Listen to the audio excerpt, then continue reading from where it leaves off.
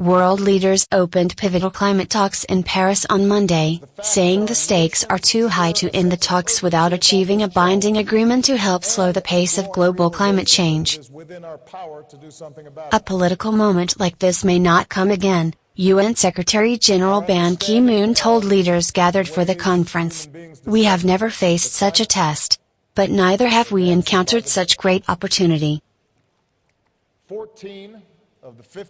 The talks opened with a moment of silence for victims of the November 13 terror attacks in Paris, and the tragedy served as a touchstone for world leaders who opened the conference with addresses urging action. Large or small, wealthy or poor. What greater rejection of those who would tear down our world than marshaling our best efforts to save it, President Barack Obama said in his speech. French President François Hollande noted that never have the stakes been so high because this is about the future of the planet, the future of life.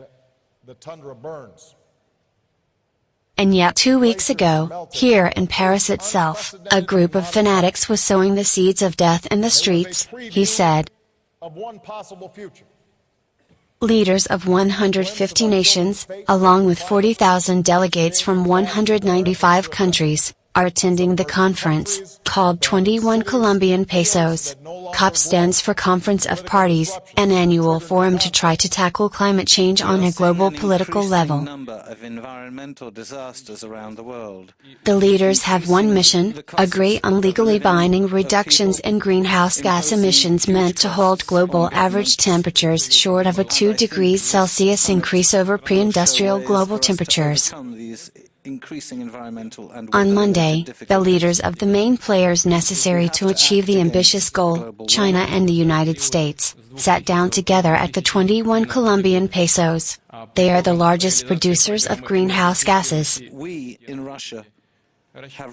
Obama told the conference that the United States recognizes its role in creating climate change and its role in solving the issue. But he said the agreement should be global in nature, assertive and flexible. Here in Paris, let's secure an agreement that builds in ambition, where progress paves the way for regularly updated targets, he said. He also addressed economic issues associated with climate change, saying recent economic growth in the United States has come despite a lack of growth in carbon emissions, proving that climate advancements need not come at the expense of the economy or individual livelihoods. That's what we seek in these next 2 weeks, not simply an agreement to roll back the pollution we put into the skies, but an agreement that helps us lift people from poverty without condemning the next generation to a planet that is beyond its capacity to repair, he said. From every continent. He also said developed countries must help island nations and others that have contributed little to climate change but are the first to be feeling its effects. Chinese President Xi Jinping said that the conference is not a finish line, but a new starting point, and that any agreement must take into account the differences among nations. It's about the future of the planet. Countries should be allowed to seek their own solutions, according to their national interest, he said. Here in Paris, 2 weeks ago,